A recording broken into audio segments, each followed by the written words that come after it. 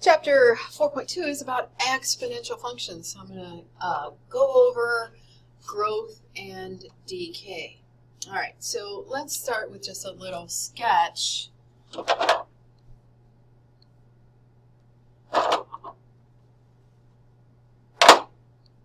For exponential growth, we expect a graph that looks something like this. Okay, we've got a horizontal asymptote going out to the left, and then the graph goes up to positive infinity on the right. And for decay, it's reflected across the y-axis. So for decay, it looks something like this. Okay, so growth or decay we can tell from the base of our exponent. All right, and just notice an error. This should be b to the x here. Otherwise, it wouldn't agree with what I'm about to say. So if b is greater than 0, as in y equals 2 to the x, we're going to see exponential growth. Except, and this shows up, it's real interesting because I haven't seen this show up before, but they use it a lot in this chapter, except if this happens when x is positive. If x is negative,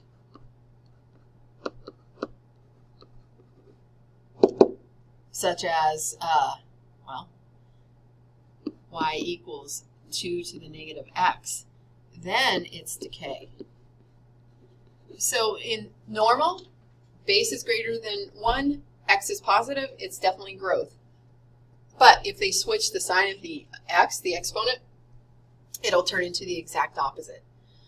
Same idea with decay, all right? We can tell by looking at it if b is basically a fraction between 0 and 1 or a decimal or anything like that.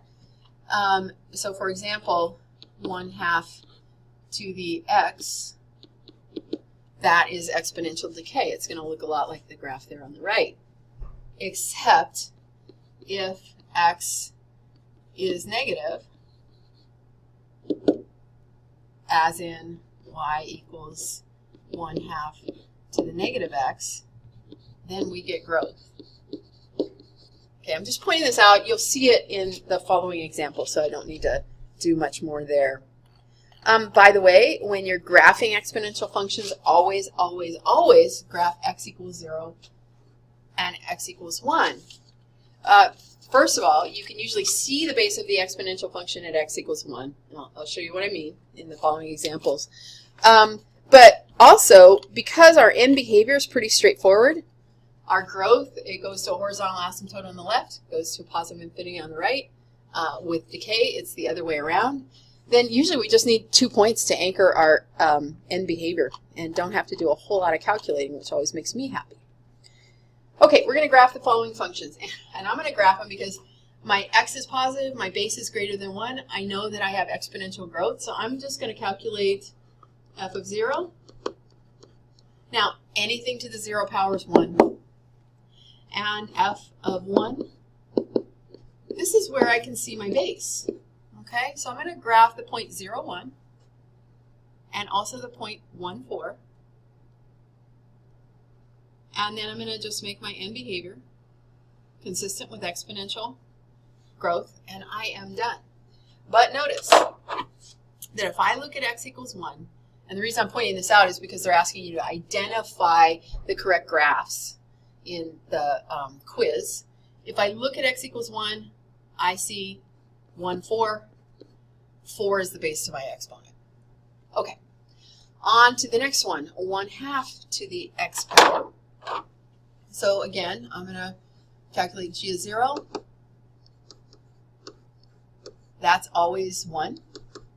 And g of 1, it just simplifies to my base.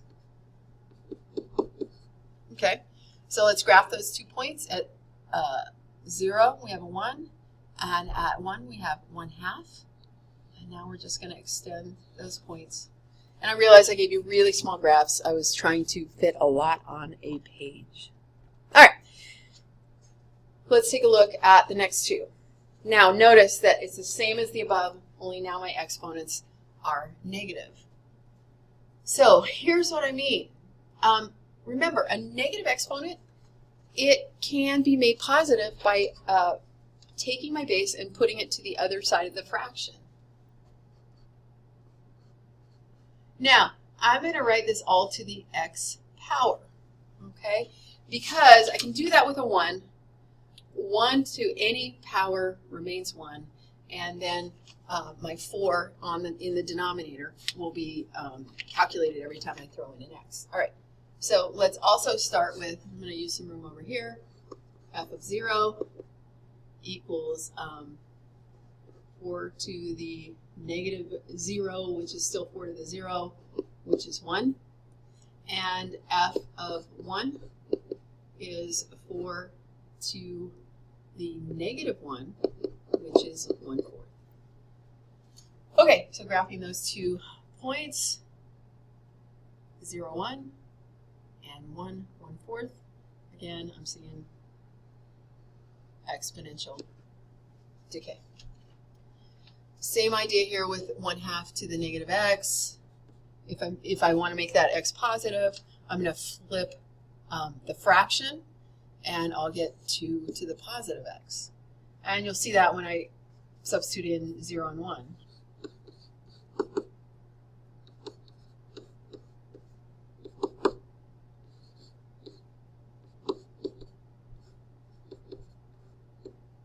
All right, so I'm going to note that's to the negative 1, which gives me a 2.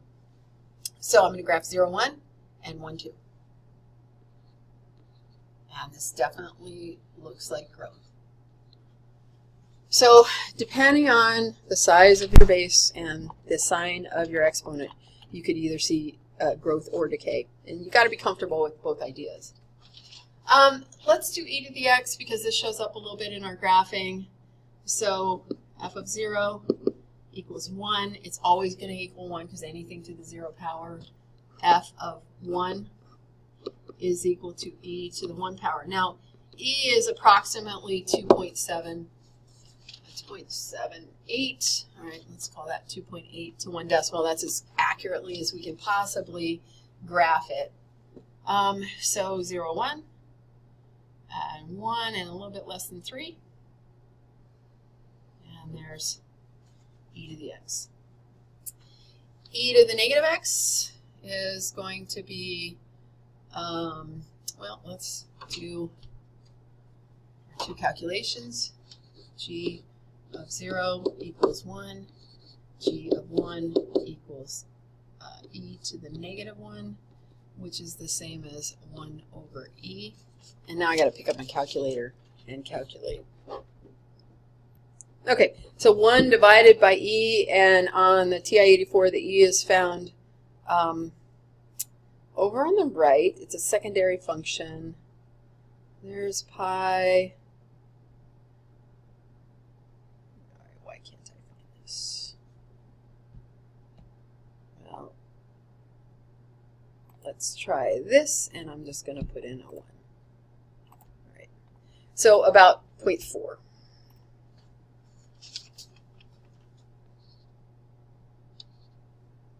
And last one is exponential decay. All right, that's enough for this video.